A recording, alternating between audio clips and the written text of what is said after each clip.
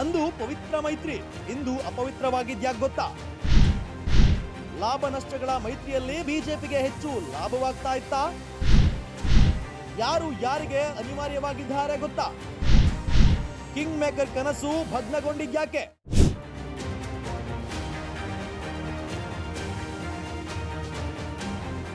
ನಮಸ್ಕಾರ ವೀಕ್ಷಕರೇ, ಅಶ್ವವೇಗ ಸ್ಪೆಷಲ್ಗೆ ಸ್ವಾಗತ. ನಾನು ರೋಹಿತ್. ಕಳೆದ ವಿಧಾನಸಭಾ ಚುನಾವಣೆಯಲ್ಲಿ ಕೇವಲ 19 ಕ್ಷೇತ್ರಗಳನ್ನ ಗೆಲ್ಲುವುದರ ಮೂಲಕ ರಾಜ್ಯದಲ್ಲಿ ಜೆಡಿಎಸ್ ತನ್ನ ಐಡೆಂಟಿಟಿಯನ್ನ ಉಳಿಸಿಕೊಂಡಿತ್ತು. ಕಳೆದ ವಿಧಾನಸಭಾ ಚುನಾವಣೆಯಲ್ಲಿ ಎಚ್ ಡಿ ಕುಮಾರಸ್ವಾಮಿ ಅವರು ಕಿಂಗ್ ಮೇಕರ್ ಆಗುವ ಕನಸನ್ನ ಕಂಡಿದ್ರು. ಆದ್ರೆ ರಾಜ್ಯದ ಮತದಾರರು ಚುನಾವಣೆಯಲ್ಲಿ ಕಿಂಗ್ ಮೇಕರ್ ಕನಸನ್ನ ನುಚ್ಚು ನೂರು ಮಾಡಿ, ಇನ್ನು ಬಿಜೆಪಿ ಕೂಡ ಕಾಂಗ್ರೆಸ್ ಅಬ್ಬರಕ್ಕೆ ಸೋತು ಮಂಡಿ ಹೋಯಿತು. ಕೇವಲ ಈ ಸಲ ಲೋಕಸಭಾ ಚುನಾವಣೆಯಲ್ಲಿ ಕಾಂಗ್ರೆಸ್ ಪಕ್ಷವನ್ನ ಮಣಿಸಲು ಬಿಜೆಪಿ ಮತ್ತು ಜೆಡಿಎಸ್ ಪಕ್ಷಗಳು ಕಾದು ಕುಳಿತಿದ್ದಾರೆ.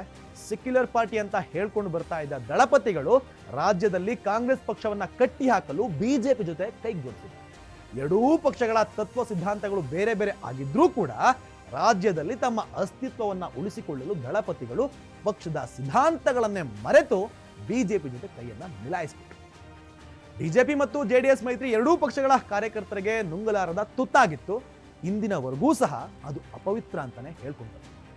ಇನ್ನೊಂದ್ ಕಡೆ ಜಾತ್ಯತೀತ ಅಂತ ಹೆಸರಿಟ್ಕೊಂಡವರು ಕೋಮುವಾದಿಗಳ ಜೊತೆ ಸೇರ್ಕೊಂಡಿದ್ದಾರೆ. ಅಧಿಕಾರಕ್ಕಾಗಿ ಯಾರ ಜೊತೆಗಾದ್ರೂ ಜೆಡಿಎಸ್ನವರು ಸೇರ್ಕೊಳ್ತಾರೆ ಅಂತ ಸಿಎಂ ಸಿದ್ದರಾಮಯ್ಯ ಇವತ್ತಿನ ತನಕ ಲೇವಡಿ ಮಾಡ್ಕೊಂಡೇ ಬರ್ತಿದ್ದಾರೆ.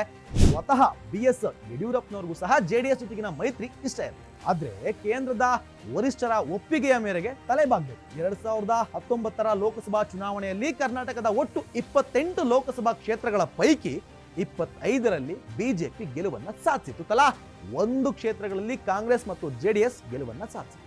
ಪಕ್ಷೇತರರಾಗಿ ಸ್ಪರ್ಧೆ ಮಾಡಿದ್ದ ಸುಮಲತಾ ಮಂಡ್ಯದಲ್ಲಿ ಗೆಲುವನ್ನ ಸಾಧಿಸಿದ್ರು. 2019ರ ಲೋಕಸಭಾ ಚುನಾವಣೆಯಲ್ಲಿ ಜೆಡಿಎಸ್ ಪಕ್ಷ ಕಾಂಗ್ರೆಸ್ ಜೊತೆ ಮೈತ್ರಿ ಮಾಡಿತು. ಇದೀಗ 2024ರಲ್ಲಿ ಬಿಜೆಪಿ ಜೊತೆ ಮೈತ್ರಿ ಮಾಡಿತು.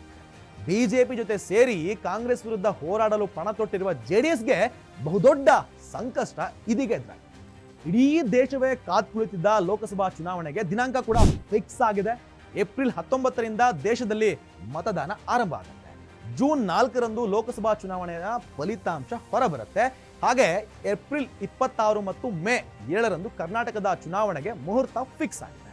ಇದೀಗ ರಾಜಕೀಯ ಪಕ್ಷಗಳಲ್ಲಿ ಮಿಂಚಿನ ಸಂಚಾರ ಶುರುವಾಗಿದೆ.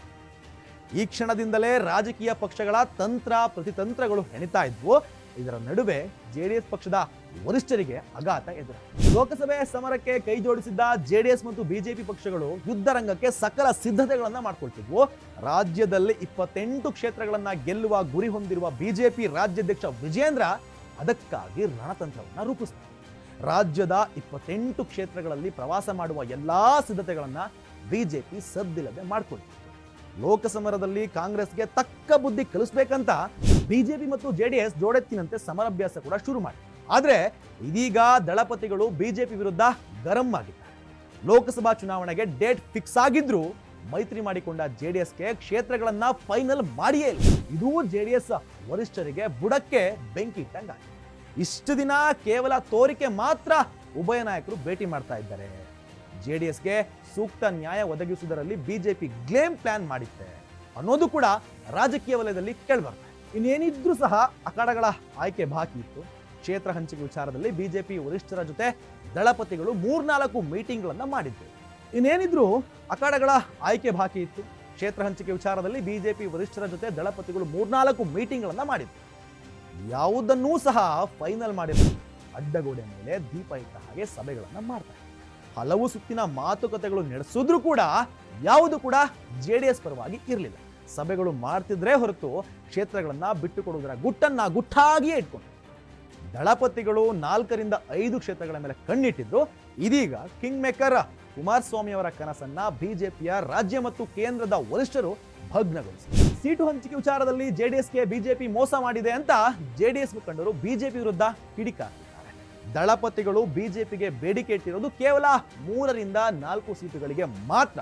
ಆದ್ರೆ ಇದೀಗ ಬಿಜೆಪಿ ವರಿಷ್ಠರು ಕೇವಲ 2 ಸೀಟುಗಳನ್ನ ಕೊಡ್ತೀವಿ ಅಂತಿದ್ದಾರೆ ಅಂತ ಬಿಜೆಪಿ ವಿರುದ್ಧ ಎಚ್ ಡಿ ಕುಮಾರಸ್ವಾಮಿ ಗರಂ ಮಾಡಿದ್ದಾರೆ.